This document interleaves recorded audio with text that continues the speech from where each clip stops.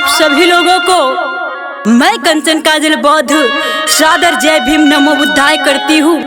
आप लोगों के बीच में एक नई चीज मिशन के रूप में जा रही है।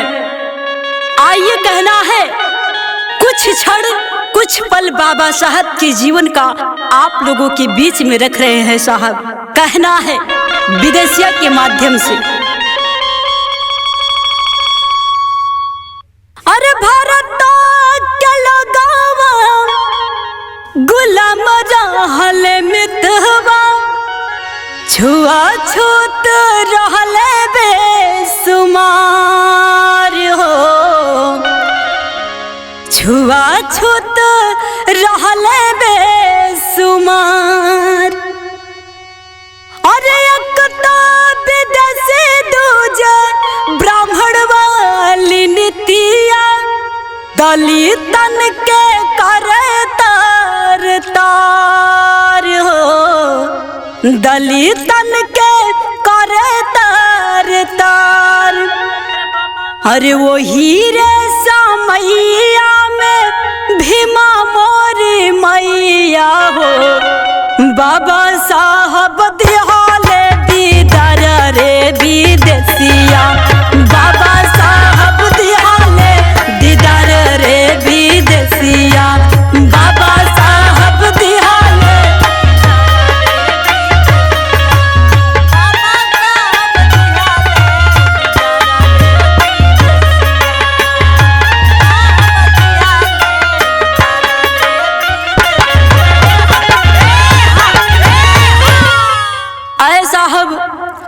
हमारे बाबा साहब जी उस वक्त जन्म लेते हैं जबकि हमारे भारत देश में मानसिक गुलामी से पीड़ित थे हमारे 85 के लोग, जबकि छुआछूत भेदभाव चरम सीमा पर थी।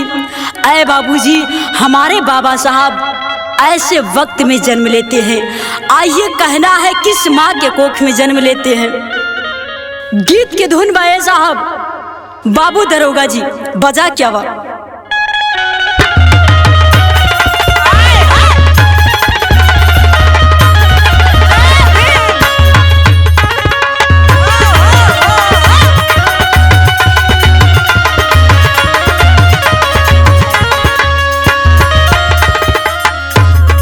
बाबू दरोगा जी कौने गुनहिया बधला पियाबा मोर, बाबू दरोगा जी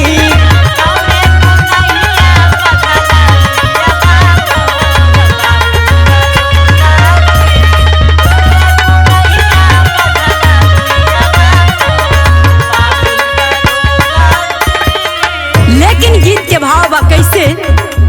भीमा बाई के, भीमा बाई के पाके ललनवा मनवा झूमत बा, भीमा बाई के पाके ललनवा मनवा झूमत बा।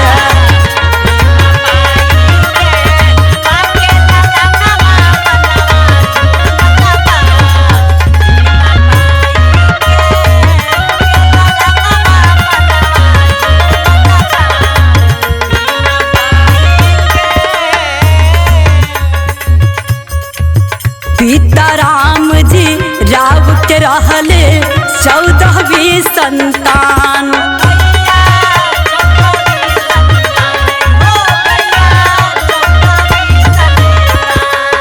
पढ़ लिख के बैरिस्टर भइल तब न बोल सम्मान भीमा बाई के, देखे कचहरिया बुढ़िया घूमत बा, भीमा बाई के पाके ललनवा मनवा झूमत बा।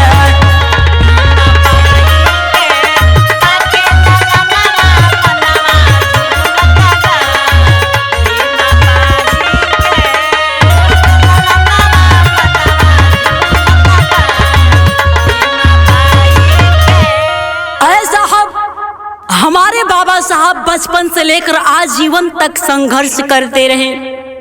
ऐ साहब, हमारे बाबा साहब पढ़ लिख कर उन्होंने आज बैरिस्टर के पद को पाए। जिन्होंने बैरिस्टर का पद तो पा गए, लेकिन ऐ बाबूजी, छुआछूत भेदभाव तब भी था, कम नहीं था। हमारे बाबा साहब जी जब भी जाते थे, लोग चमार कहकर धुकारते थे। हमारे बाबा साहब जी बहुत अपमान झेलते थे। एक बार की बात है, बाबा साहब के पास कोई वकील नहीं आता था। वकील लोग चमार कहकर बाबा साहब को अपमानित करते थे, हंसी उड़ाते थे। उसी समय ऐ साहब, संजोग देखिए, एक बुढ़िया माँ जिसके बेटे को फांसी होने वाला था, सिर्फ 10 दिन बाकी था। ऐ बाबूजी, सभी लोग जवाब दे दिए थे बुढ़िया माँ को। बुढ़िया माँ निराश थी कि मेरा बच्चा नहीं बच पाएगा, मेरे बाबू को फांसी हो जाएगा। ऐ बाबूजी, हमारे बाबा साहब जी बैठे हुए हैं। अंततः बुढ़िया बाबा साहब को देख लेती है, जाती है वहां पर बाबा साहब से कहती है। बाबा साहब कहते हैं कि ठीक है माँ, अपना आप फाइल दिखाइए। मतारी फाइल दिखौली है साहब। बाबा साहब फाइल देखले बाड़न। फाइल देखला के बाद बुढ़िया माई से कहलन, क्या है माँ, आप अपने घर जाइए, मैं फाइल लेकर घर पे जा रहा हूँ। माई बात सुनला सो निराश हो गई कि लागता कि हमारे बाबू ना बचिहन। अरे बाबूजी, लेकिन बाबा साहब कहते हैं कि माँ अपने घर पर जाओ, मैं आपका केस लड़ूंगा, देखता हूँ कोई उम्मीद मिलता है या नहीं मिलता है। कैसे बाबा साहब जौना समय अपने घर लेके फाइल गए बड़ा, और फाइल के खोल के देखत हुआ कैसे साहब, गीत के माध्यम से।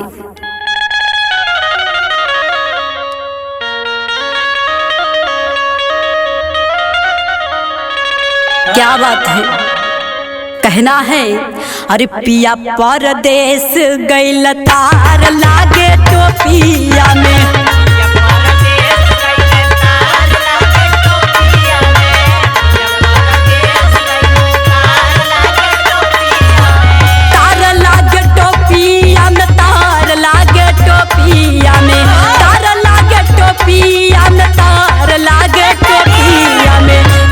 परदेश गइल तार लागे टोपिया में।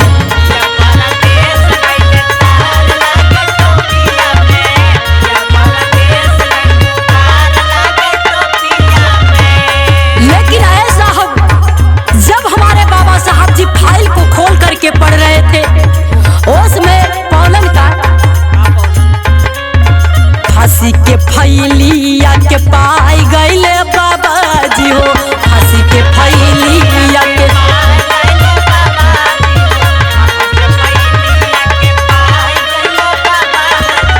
पूरे कचहरिया में छाई गइले बाबा जी हो। पूरे कचहरिया में छाई गइले बाबा जी हो।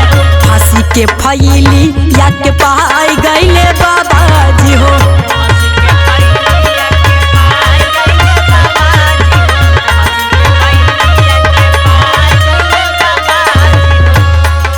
साहब, हमारे बाबा साहब जी पढ़ते पढ़ते उन्होंने कुछ ऐसा चीज पाए ताकि बुढ़िया माँ को वो तसल्ली दे सके।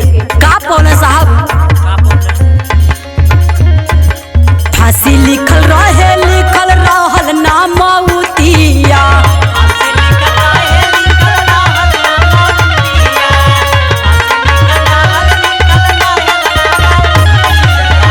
बाबा भीमराव जी जब देखले करमतिया।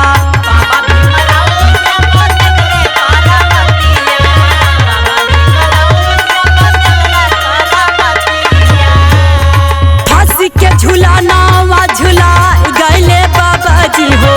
फांसी के झूलानावा झूला गइले बाबा जी हो। पूरे कचहरिया में छाई गइले बाबा जी हो। पूरे कचहरिया में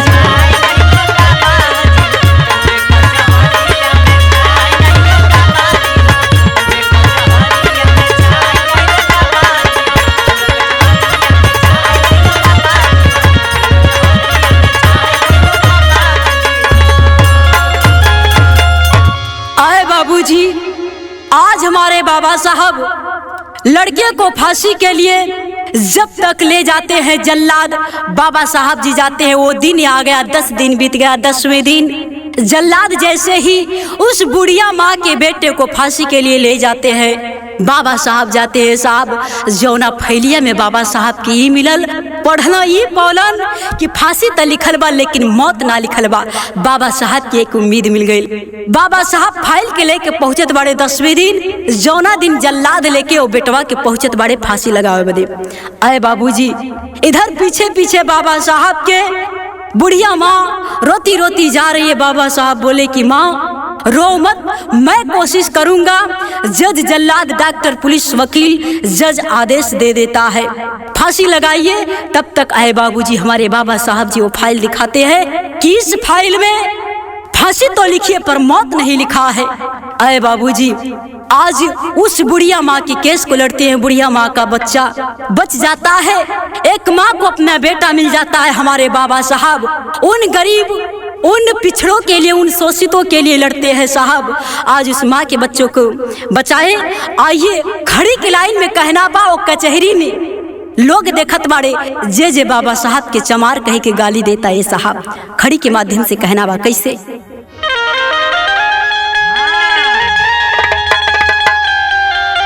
क्या बात है? अरे पूरे कचहरिया में वकील नेतवा, अरे पूरे कचहरिया में वकील नेतवा, करो कले फांसी से मौतिया हो चमार बेटवा।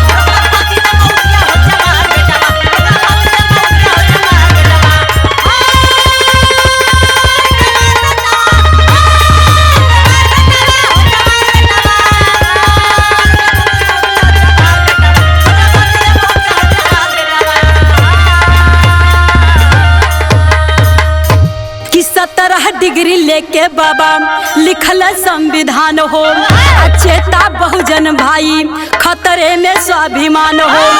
अरे कंचन काजल बौद्ध तू बचाला देशवा, अरे कंचन काजल बौद्ध तू बचाला देशवा, तो रोकले फांसी से मौतिया हो चमार बेटवा।